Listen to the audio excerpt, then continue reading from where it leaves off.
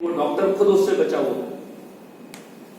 आपके 90% डॉक्टर्स बीमार हैं। They themselves are suffering from the blood pressure, they are suffering from the diabetes, they are suffering from everything. जितने स्वस्थ आप हैं, शायद वो डॉक्टर उतना स्वस्थ नहीं है। आपसे स्वस्थ डॉक्टर कम होंगे। तो भैया एक ऐसा डॉक्टर है जो खुद ही बीमार रहता है। तो the chemical molecule is also third biggest reason of your cancer. अब चौथे पे आ जाते हैं, दूध। जिनके पास गायें नहीं है या 2-4 गायें हैं, वो टैंकरों में दूध बेच रहे हैं।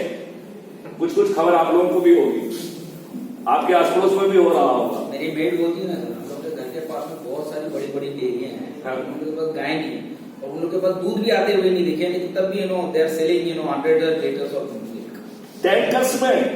मतलब आप तो जो है ना कह रहे हो कि उसमें नहीं, टैंकर में जा रहा है। क्या दुष्ट शासकीय अधिकारी किसी को नहीं दिख रहा है? सब जगह पैसा जा रहा है। अभी जो है ना देवास में एक शुद्ध घी की फैक्ट्री के ऊपर पुलिस ने दबिश दी थी। उसमें एक कण भी शुद्ध घी का नहीं निकला, एक कण। मतलब ऐसा नहीं है कि कुछ कनिष्ठ हो जो है ना फर्जी बना रहे हो, पूरी भांगी जो है ना पूरा सब ऐसा था।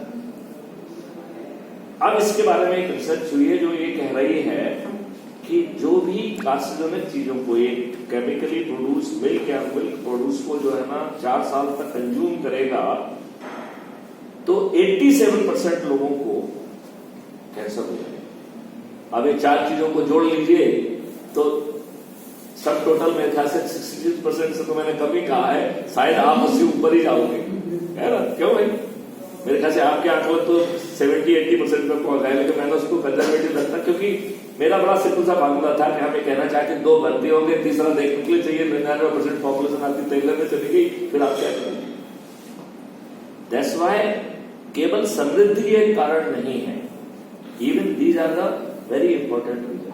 आपने एक यूनाइटेड नेशन की क्लाइमेट वाली वो पढ़ी होगी रिपोर्ट, अखबारों में भी छपी है, जिसमें कहा जा रहा है कि आपके ग्लेशियर बड़े तेजी से पिघल रहे हैं और बहुत जल्दी आप भारत के 12 बड़े शहर डूबने वाले हैं, जिसमें कि मुंबई भी एक है। उसमें अटल सूची है 12 कौन से है।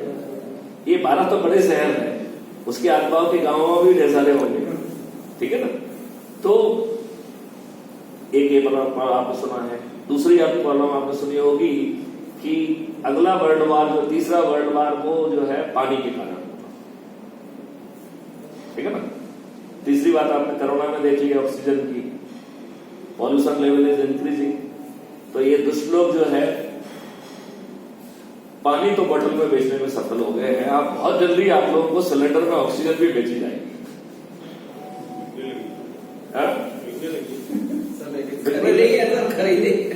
खरीदेंगे, ठीक है ना? तो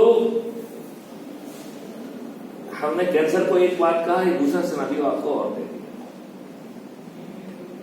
और जो मैं कह रहा हूं इसमें सबका समाधान है। We will make it cancer free. क्योंकि कैंसर किस चीज से होता है? What is the positive factor of cancer?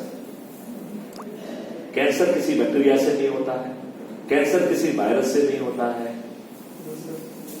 तो कैंसर जो है आपकी चमत्कारिक सेल जो ईश्वर ने पैदा की है, उस पर आपने इतना महाअत्याचार कर दिया है कि वो आपके अगेंस्ट रिवोल्ट कर रही है, वो कंफ्यूज हो गई है। इट इज वो बेनाइन से मिलाइन हो गई है। It is multiplying at a proliferate rate and that is called cancer. And then something that called is autonomous disease. वो क्या होती है?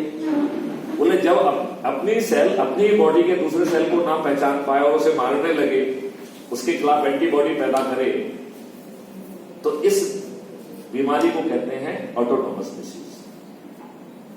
तो ऑटोनोमस डिसीज जो है, ये दोनों चीजें किस चीज को रिप्रेजेंट कर रही हैं कि हमने केमिकल की बम्बार्डिंग की है और उस बम्बार्डिंग के कारण आपकी सेल आपके प्रति विद्रोह कर रही है। इससे रिवोल्ट, और रिवोल्ट की डिग्री बढ़ती जाएगी।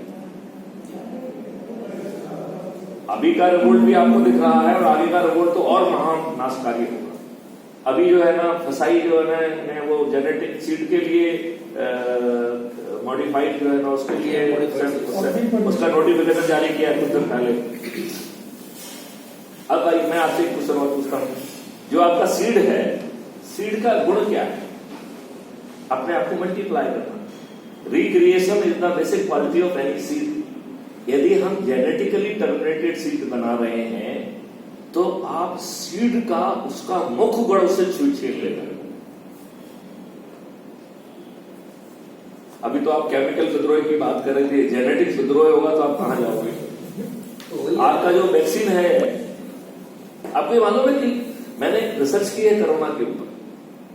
मैंने प्राइम मिनिस्टर को 4 पत्र लिखे जिसमें मैंने ये लिखा कि मैंने वैज्ञानिक ढंग से इसे सत्यापित किया है कि कोरोना वायरस नींबू के रस से मर रहा है, उसका आउटर मेम्ब्रेन और आरएनए टूट जा रहा है। ये रिसर्च मैंने खुद की, राइट? तो भाई साहब आप वेरीफाई करने में कितनी देर लगती है?